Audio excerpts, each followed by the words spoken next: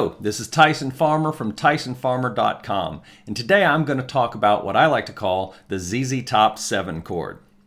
This is an intermediate to intermediate advanced lesson since it requires a fair bit of finger stretching for this chord. But if you're a beginner, feel free to give it a shot anyway, just to see what you're up against.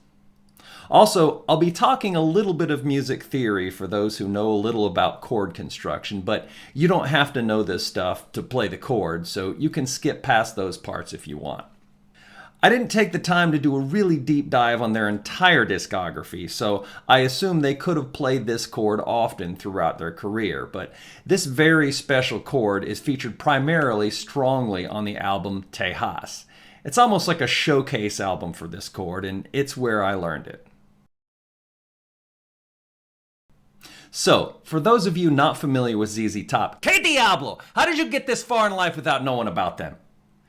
But don't worry, it's not too late. I'll put the link below to their Wikipedia page in this album so you can catch up. Anyway, ZZ Top are widely regarded as the kings and arguably the pioneers of Texas-style blues and rock. And the album Tejas is hands down my favorite album by this band. But for those of you who are familiar with ZZ Top, this album was released in 1976, so it predates many of their big radio play synthesizer and drum machine material. So those of you who are well-known radio play ZZ Top fans may have not even heard of this album since it's so old school. So old school, by the way, that you might not even like it, since it has a really greasy and raw blues sound that screams 70s Texas. I highly recommend listening to the album if you're not familiar with it to see what I mean, but for now, all I have to do is show you the album fold-out picture to give you an idea of what the music sounds like. Enough said, you get the picture. By the way, the drum work on this album is also in my top 5 favorites of all time, but buyer beware, in 1987, the record label digitally remixed the entire album, completely retracking the drum sound to some god-awful sounding 80s power drums, which, according to Wikipedia, quote, created controversy among fans, unquote. And that's true, because it sucked. I bought the CD at Turtle Records in Atlanta around 1997 and promptly returned it in disgust. Wow, I just dated myself on several levels there. Anyway, listen to this. Before. She used to drive a beat-up pickup. After.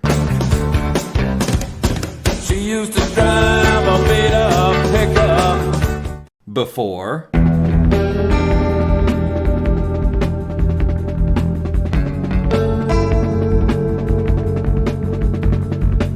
After.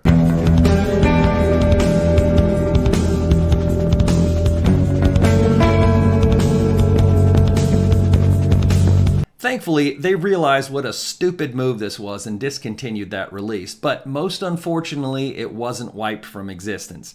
You can still find it on YouTube, so make sure you find the original album if you don't like your Texas blues to sound like the soundtrack to Top Gun. Link below to the better sounding version. Incidentally, I learned something really interesting when I was reading the Wikipedia write-up about them. The word Tejas, spelled with the J pronounced H, is an old Native American word in the almost extinct Caddo language that is the original word that Texas came from. Guess what it means? Friends. Texas means friends. Anyway, let's get to that chord. Here it is in all its finger-stretching glory. Even if you're already confident in your dexterity and finger reach on the guitar, you'll probably have to do some hand yoga before you really get comfortable with this chord. Sounds like this.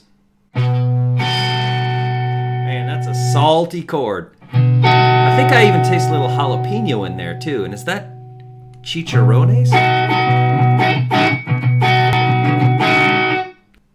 If you're familiar with intermediate chord theory and 7 chords, you'll appreciate that this chord voicing is a rather rare example on the guitar of a pure 7 chord in root position. Look at this. 1, 3, 5, 7. Kaploomf, right on down the line in ascending note order. That's why this chord would probably not be that impressive to a piano player, because most root position chords are stupid easy to play on piano. while they're usually a bit painful to pull off on guitar. However, that's exactly why I love this chord. It's exotic to guitar ears because it's outside the normal playing box. Now, the trickiest parts of this chord are not even the notes you play, but the notes you don't play. See those X's? Contrary to popular belief, an X on a chord grid does not mean avoid playing this string with a pick. It means selectively mute this string. So you're going to have to get that middle finger killing the A string or fifth string from the bottom, and that pinky killing the fourth or D string. Those of you with longer fingers might even try this fingering with the thumb on top, but you're still going to have to worry about those selectively muted notes. Since it's such a stretchy chord, I recommend starting up high on the neck so you can gradually work your hand stretch down the neck to the wider frets of G where the chord is stretchiest, and played most often in the key of G on the track Drivin' While Blind on the album Tejas. Let's start on the 9th fret, which on most guitars should be the last single fret marker dot before your double dot. I'll start with the standard fingering. Middle finger gets the root on the 6th or E string. You can construct this chord in whatever you think is best, but I recommend setting up the index finger next to create the chord framework and then fill the trickier fingers in last. Index finger reaches to the 7th fret. Yes, that's a whole step or 2 frets below where your middle finger is. Then set up the ring and pinky next. Double check that those selectively muted strings really are selectively muted and give her a go. Now, individual mileage may vary, but don't get discouraged if you can't get this sounding good on the first try, or even the 20th for that matter. I was a confident, experienced guitarist by the time I discovered this crazy-ass chord, but it still kicked my butt for a while.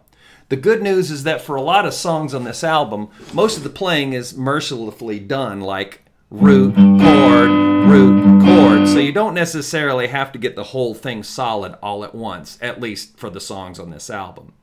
For those of you who want to try the thumb version, it's like this. I recommend knocking out index, ring, pinky, and then put that thumb down as an afterthought. However, you'll probably have to extend that thumb on down for the 5th or A string mute, and the pinky on that 4th string.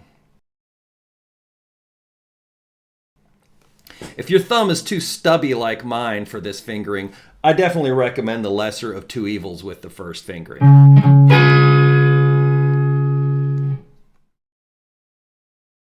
Since this chord is so salty sounding, I recommend reserving it for more gritty sounding styles like blues, southern rock, jam band music, think Allman Brothers and the like, and New Orleans Zydeco, and I've even found it really shines in funk songs too. Although I've gotten away with using it in certain standard jazz and pop songs, I find it's just a little too greasy sounding for those styles and usually reserve it for less sophisticated settings. Think ripped blue jeans instead of slacks.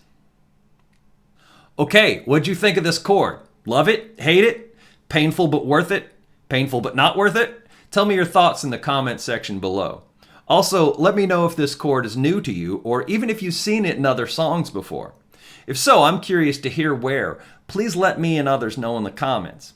This album was just my first introduction to the chord back in the day, but I'm sure it's seen elsewhere in the wild. If you like my teaching style, be sure to check out my channel for more tutorial videos and check the links below the videos for more teaching and music learning resources that I offer. I'm always adding to my video channel when I can, so check in often to see what's new. This is Tyson Farmer from TysonFarmer.com. Thanks for checking my channel out, and stay self-motivated and keep playing.